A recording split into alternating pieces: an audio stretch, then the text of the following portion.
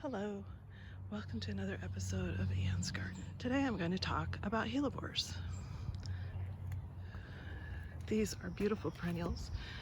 For me, they're the first to bloom in the spring. I do have some early spring bulbs like crocus that bloom first, but the Hellebores are the first perennial, and they are going to last the longest. They will bloom for weeks. Because they bloom so early, they really stand out in the garden. All of these geraniums have not started growing up. The hostas aren't up yet, but these guys will be up and blooming. They come in a variety of styles and colors, from dusky pinks to creamy whites and some dark plums. There are also doubles, and some of them have spots and marks inside. They do generally face down, so you need to them up to see their faces. They have been in the past kind of hard to find, but I've seen them more and more in nurseries now.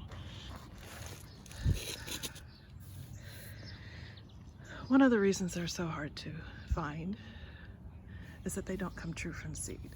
So if you want a particular kind, particular dark plummy purple, or one of the delicate doubles, you're going to have to pay a premium price for them, because they have to be divided vegetatively. That means that they can't grow them by seed in the greenhouse. Of course, they do grow them by seed in the greenhouse, but there's no guarantee of what you'll get. Of course, if you buy a larger plant that's blooming in the nursery already, then you'll know what kind of color and form you'll be getting. They're a little bit slow growing. This clump, this is 3 or 4 plants. They've been here several years. They do seed themselves. You can see here, it'll probably be 2 or 3 years before they bloom, and I know what colors those are. It doesn't matter, I like them anyway. Some of the advantages of Hellebores are that they're shade tolerant. They do beautifully in the shade. They will tolerate sun too, but they do very nicely in the shade.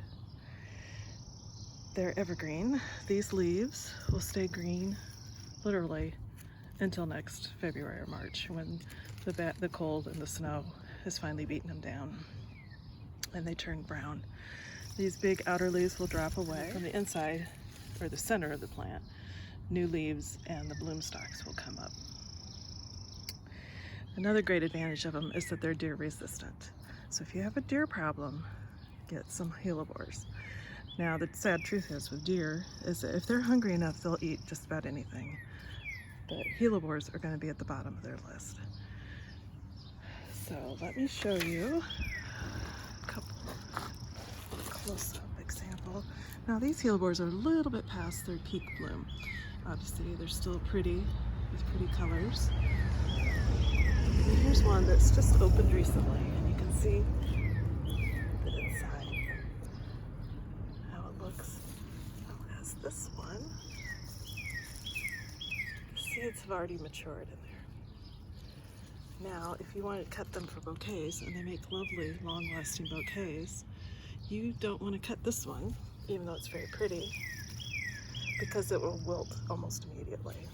But if you wait until the seed pods emerge, then they make nice, long-lasting bouquets. And they're a lovely color contrast to the brighter colors of spring, the daffodils and tulips. So they make lovely bouquets.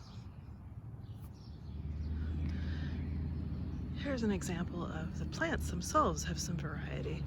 Here's one that's much smaller, has some red in the center of the leaf cluster there, and the flowers themselves are green, and the leaves have a nice pretty marking on them. Here's an example of a Hellebore with some spots and markings on the inside of the petals. And then here's a darker plummy one. They make a lovely skirt for your shady trees. These are all on my little magnolia. And they are doing great back here. Okay, let's divide some daylilies. These are Stelladora daylilies. which are everywhere. I'm sure you've seen them. You may have some in your own yard. The great thing about them is that they bloom for a long time. They repeat bloom, and they're tough as nails. They're a little bit shorter than a lot of daylilies, so they fit into flower beds very nicely. So I've got a little bit of a blank space over here to the left where some asters gave up the ghost, and I'm going to divide this clump right here and spread them out a little bit. Now it's a little easier to divide them earlier in the spring when they're really small, but like I said, daylilies are tough as nails. They'll survive this just fine. The other things that are really good for dividing early in the spring are hostas and sedum, garden sedum. So let's get started. You need a shovel. I have my favorite landscape shovel here. And you need some water, because you need to water them in no matter how wet the soil is. You still need to water them in afterwards. And of course you need the daylilies. So let's get started.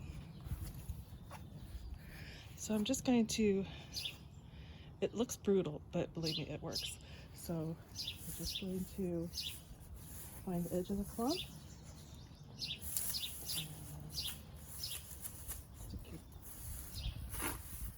Shovel in there and just go down right through the middle.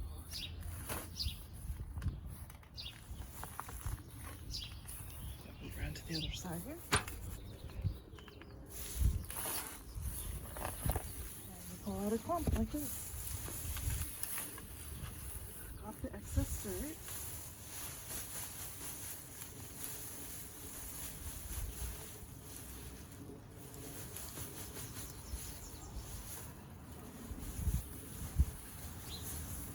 Nice big clump there.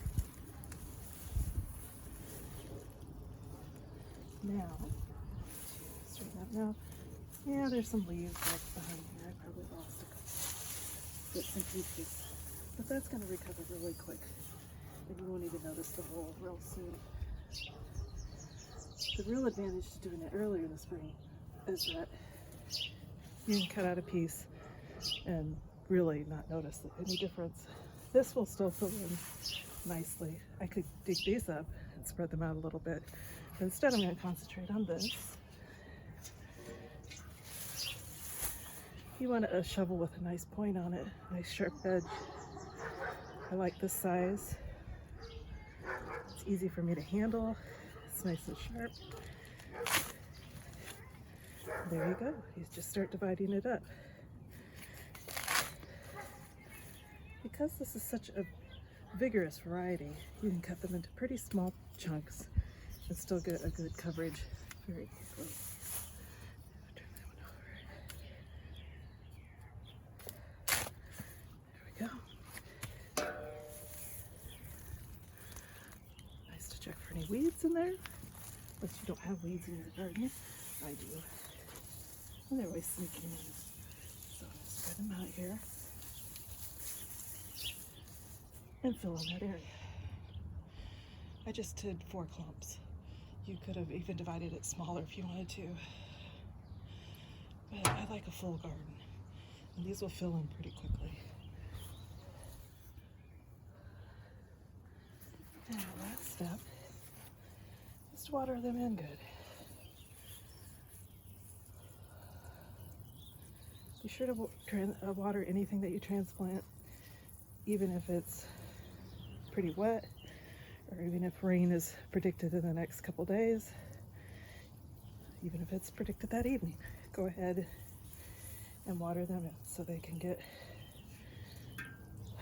established as quickly as possible. It also gets rid of any air pockets that might have developed in the soil. Those are always bad for the roots. We'll just water them in. That's it. Even with filming, it only took me about 10 minutes to fill out that border. We'll check back later this summer and I'll show you how they filled in.